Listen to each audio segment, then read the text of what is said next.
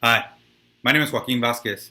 I'm from City Heights, San Diego, and as the son of Mexican immigrant parents, I'm running for Congress in California's new 52nd congressional district for the U.S. House of Representatives, comprising of City Heights, Southeast San Diego, Paradise, Sherman Heights, Barrio Logan, National City, Bonita, Chula Vista, Imperial Beach, San Ysidro, and the communities of Eastlake through Otay Mesa.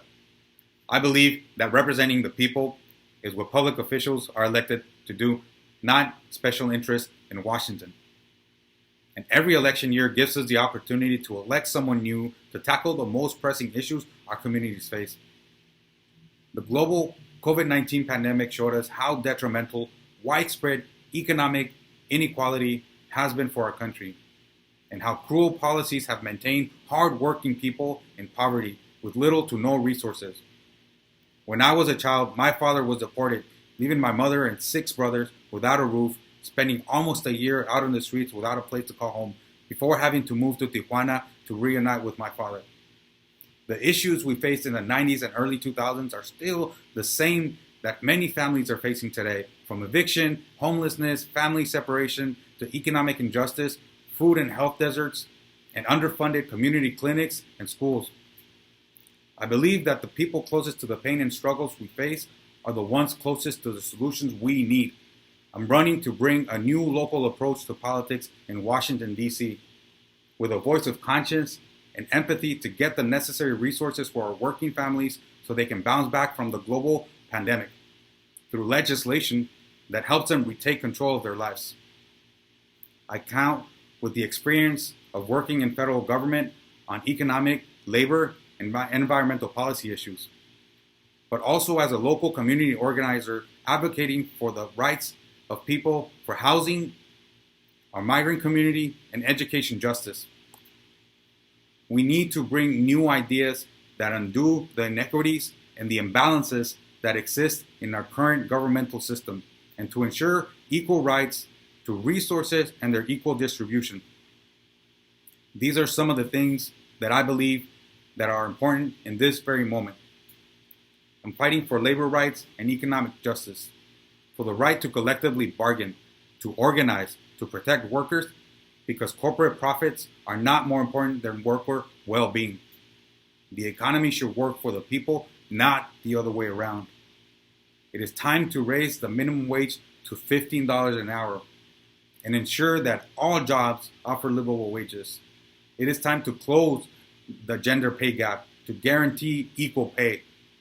We need programs like the Federal Jobs Guarantee and fund training programs in new technologies, emerging industries, and green renewable energies. To get there, we must prioritize people over profit. We must tax the rich so they can pay their fair share. We must also eliminate voter suppression efforts like voter ID laws, end gerrymandering, publicly financed campaigns, end Citizens United, and get money out of politics to achieve a truly representative society.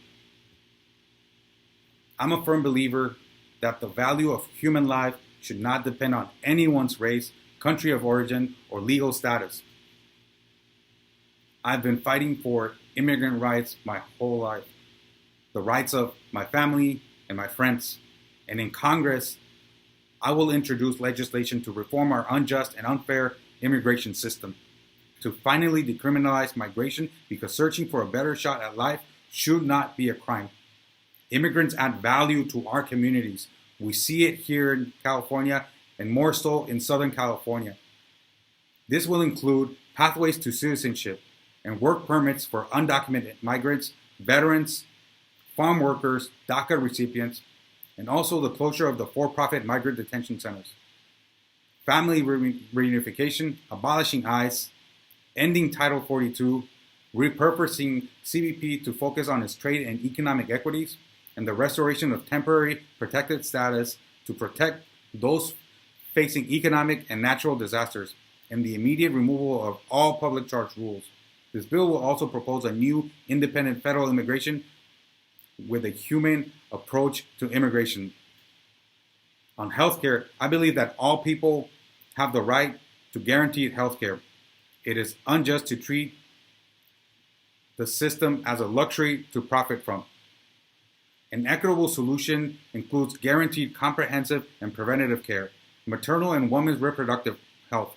It includes the needs of the LGBTQ community, the elderly, and medical needs of everyone in this country, regardless of their social economic status. For that, we need a guaranteed single-payer healthcare system without prohibitive costs like copays or deductibles, to include affordable prescriptions and life-saving medications like insulin.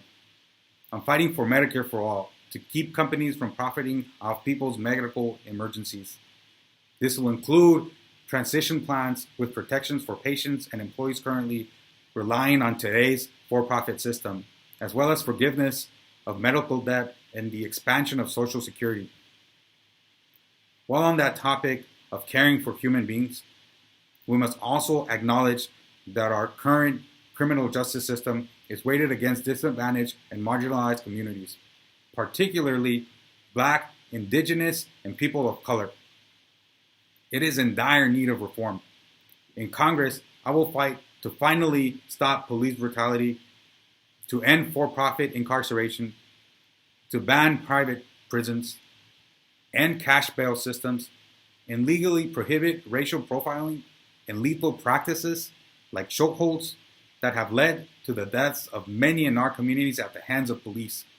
We must disrupt the school-to-prison pipeline and remove the targets on the backs of BIPOC youth.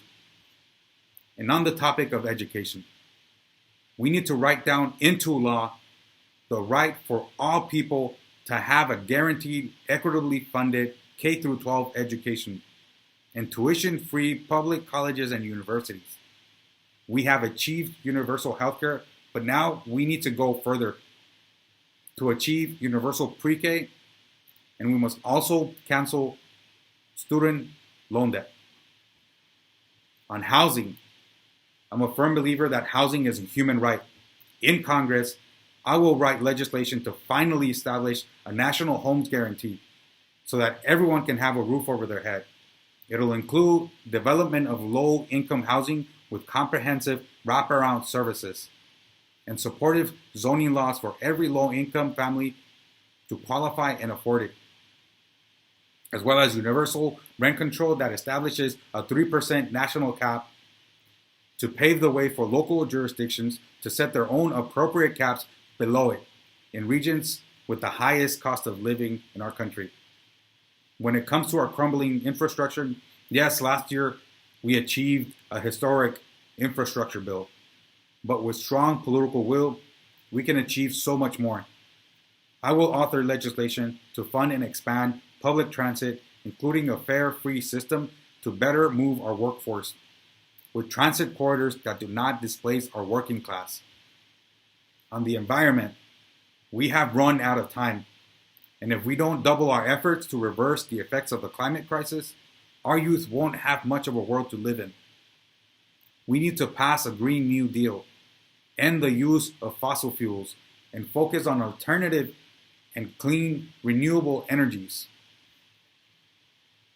As we fight for our future generations, we must also dismantle structures of oppression via legislation that values every single life equally. The injustice of slavery adapted, but it did not end. It's continued through structural racism and discriminatory policies in workplaces, schools, the media, government, and across every corner of society, targeting people based on the color of their skin, gender, sexual orientation, age, religion, and individual beliefs.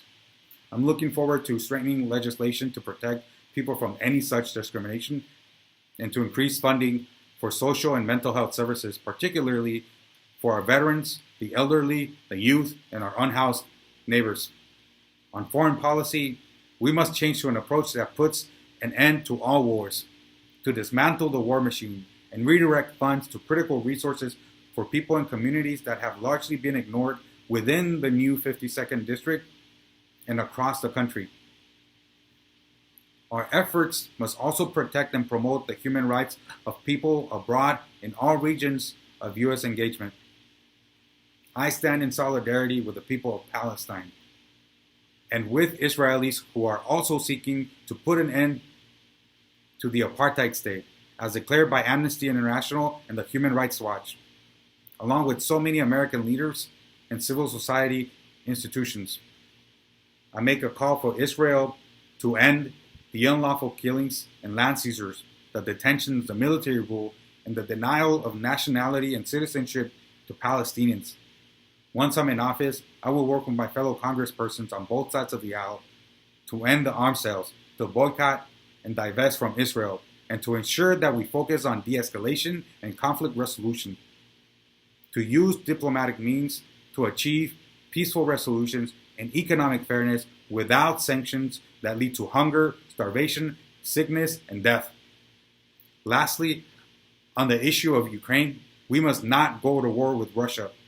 Those resources and funding are better used to serve our communities here at home.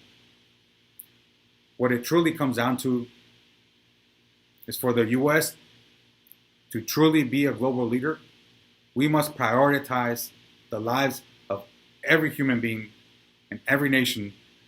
And that starts by doing things better here at home and abroad, caring for and protecting each other so that we can prosper united as one human race and to leave behind a better world for future generations. My name is Joaquín Vázquez, and I'm running to represent the people of California's new 52nd Congressional District for the United States House of Representatives. My team and I are running a fully grassroots campaign with zero corporate money and no corporate PACs. Check out our website at joaquinvazquez.com.